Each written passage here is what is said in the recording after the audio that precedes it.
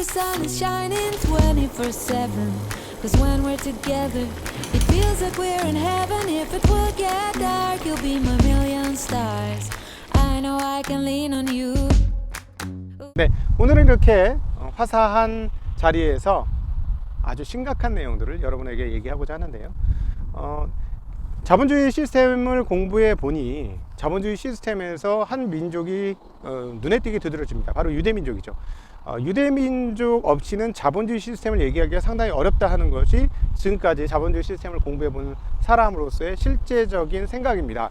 그런데 도대체 왜 자본주의와 유대인인가?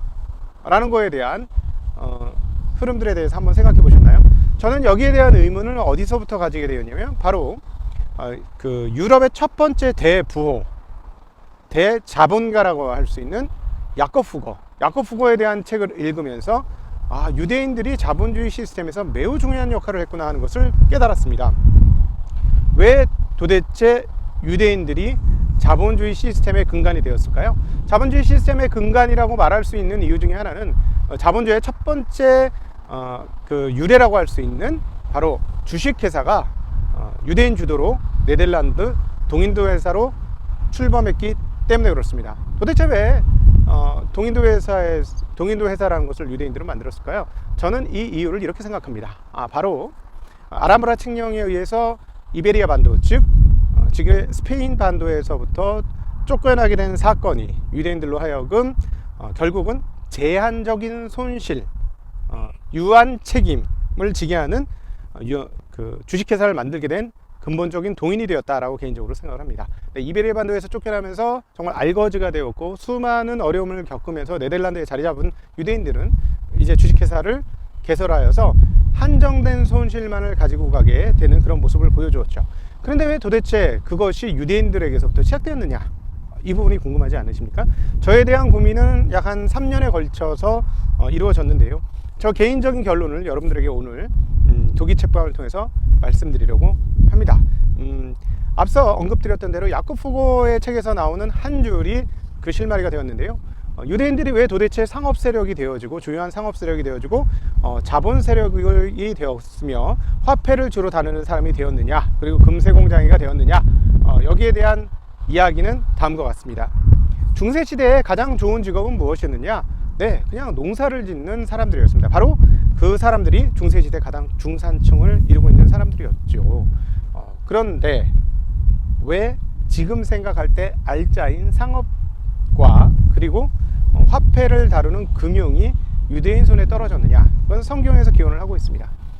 성경에서 그 고리대금업자를 어떻게 얘기하고 있나요? 네, 성경에 의하면 고리대금업자는 정말 지옥에 떨어질 사람들입니다. 그래서 성경에서는 계속해서 그 사람들에게 고리대금하는 것을 막고 있고요. 이것은 기독교뿐만이 아니라 이슬람에서도 상당히 막고 있는 그런 그 제도이죠.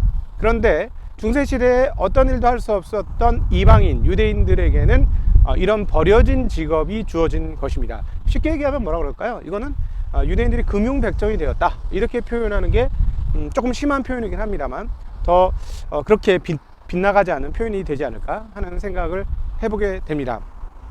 그런데 이런 유대인들은 상업과 금융 시스템의 중심에 서면서 어떻게 됐나요? 네, 한 사회의 시간이 지나면 중심 세력이 되고 금권을 진 사람, 그다음 금권과 더불어 권력까지도 진 사람들이 되어지죠. 근데 여러분 한번 생각해 보세요. 이방인으로 들어왔던 사람들이 그 사회의 주축이 되어서 자기네 시스템을 좌지우지하는 사람이 된다면 거기에 있는 사람들의 기분은 어떨까요?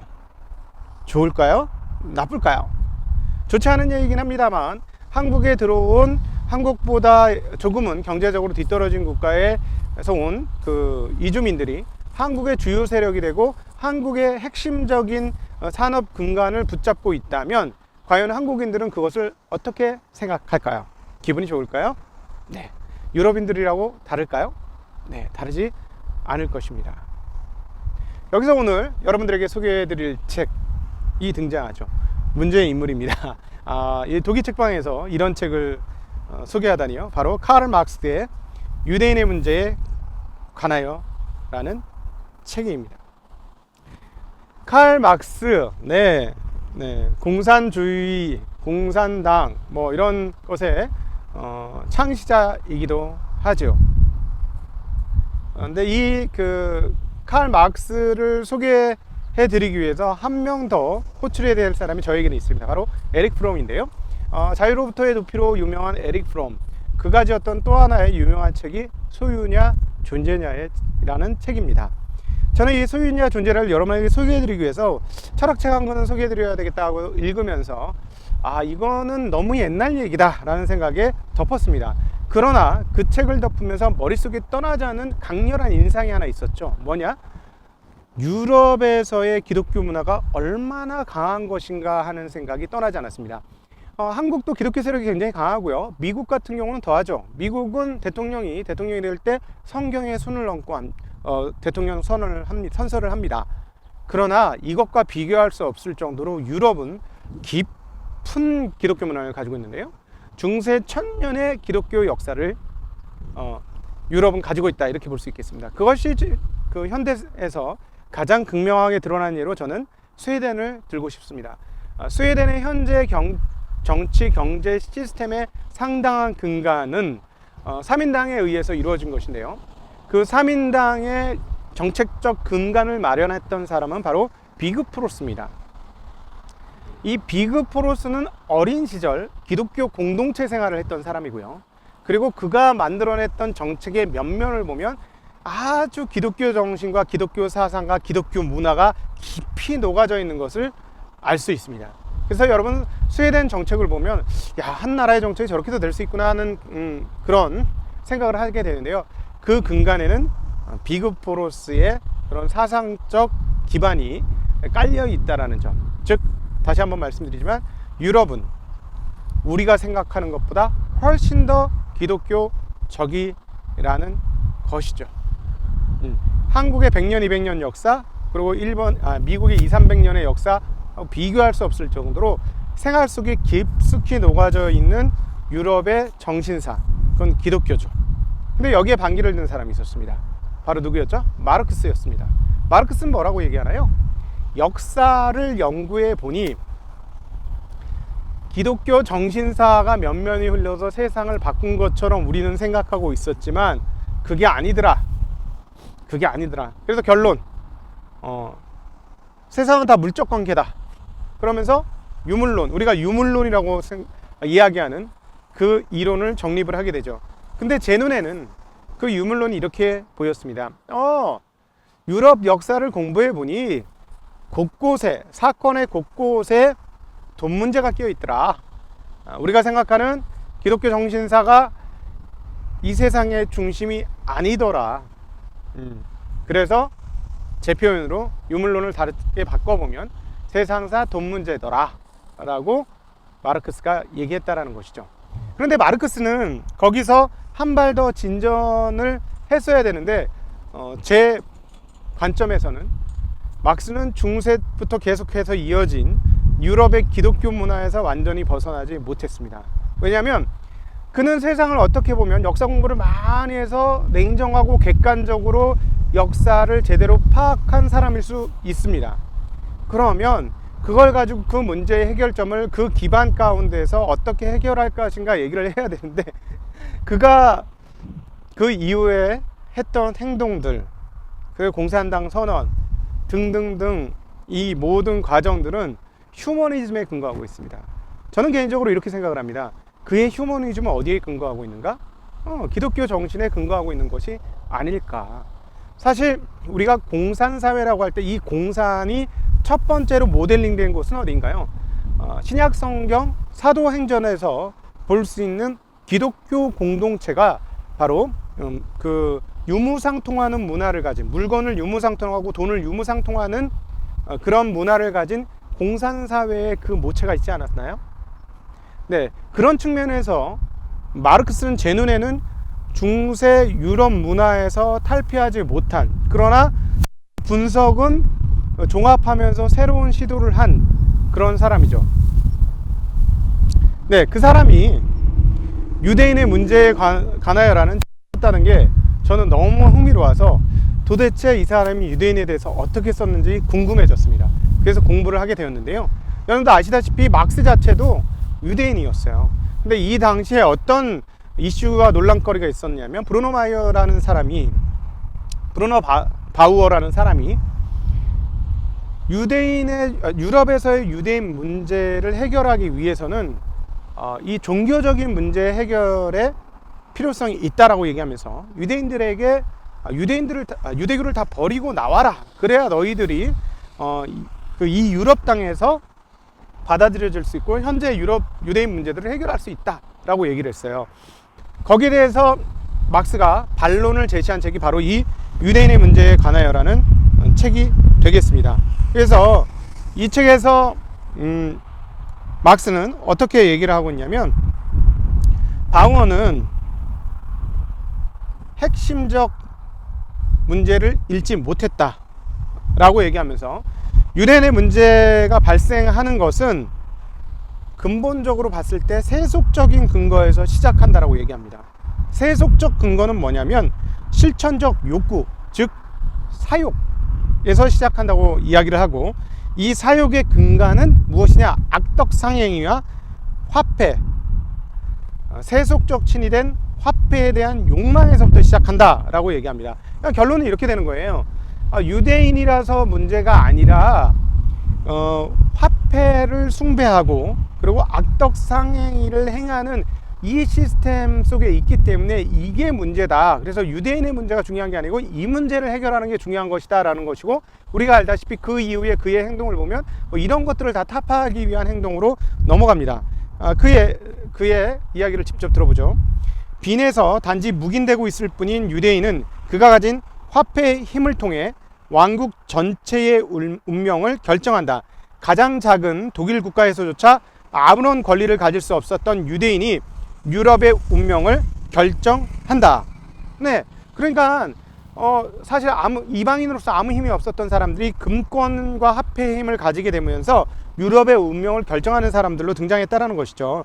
유대인이 화폐의 힘을 전유했기 때문만이 아니라 유대인을 통해 유대인 없이 화폐가 세계의 힘이 되었기 때문에 유대인은 유대인적 방식으로 해방되었다. 이게 조금 말이 어려운데요. 그러니까 화폐가 세계의 힘이 되었고 그 중심에 그걸 유대인들이 가졌기 때문에 그건 그냥 단순히 유대인적이라기보다 화폐를 더 높게 친 그런 얘기다라고 볼 수 있겠습니다. 만몬이 그들의 우상이다. 그들은 자신의 입술로만 재물을 숭배하는 것이 아니다.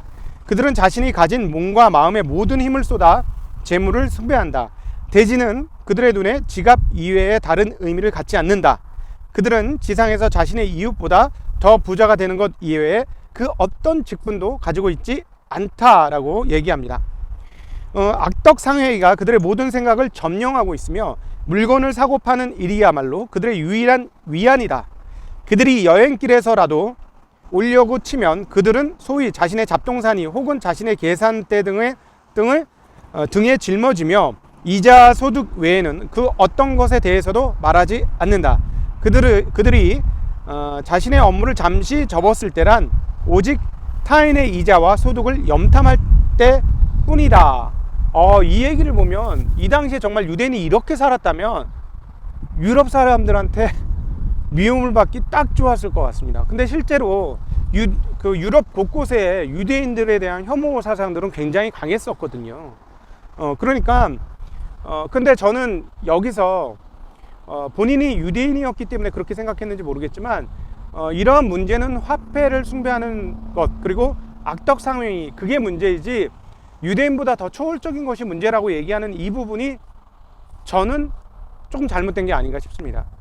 저는 지금 금융을 계속해서 공부해 보면서 그리고 미국의 탄생과 미국의 금융 시스템을 보건대 이 금융 시스템 본질적 주인은 누구다? 유대인이다 라는 생각을 지울 수가 없죠. 그렇다면 무엇이냐면 악덕상행위와 화폐가 유대인을 지배한 게 아니라 유대인은 거기에 훨씬 더 집중적으로 열망했던 사람이고 그 악덕상행위와 화폐의 주체적인 민족이 유대인이 아닌가 하는 위험한 발상을 하게 됩니다. 물론 유대인들도 종류가 워낙 다양하기 때문에 다 그런 건 아니죠. 그러나 지금 미국 사회를 보건대 이런 문화의 주축에 그 중심에 유대인이 있다는 것을 완벽하게 배제하기는 쉽지 않지 않겠는가 이렇게 생각되어집니다. 네. 그래서 그러면 이렇게 마무리 짓죠. 유대인의 키마이라적 민족성은 상인의 민족성이며 일반적으로 화폐 인간의 민족성이다라고는 이야기를 합니다. 사실은 이 이야기를 좀 더 끌고 갔어야 하고요.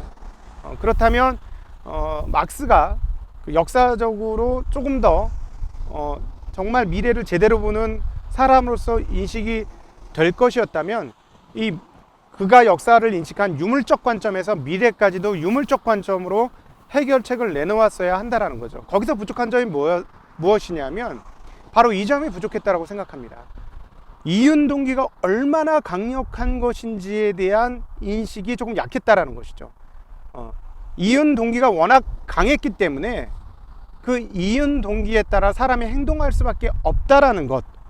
그러면 그것을 어떻게 조절해야 하는가에 대한 이야기를 했어야 하는데 갑자기 휴머니즘으로 넘어가서 인간의 선의지를 가지고 세상을 바꿀 수 있다라고 생각한 것이 그가 그동안 했던 역사 공부의 근간과 전혀 상반된 결론으로 이어졌다는 측면에서 큰 오류가 아니었을까 하는 생각을 하게 됩니다. 물론 이것은 현대 사회에서 모든 역사적 흐름들을 보고 나서 하는 이야기이기 때문에 모든 비난이 그에게 돌아갈 수는 없긴 하겠죠.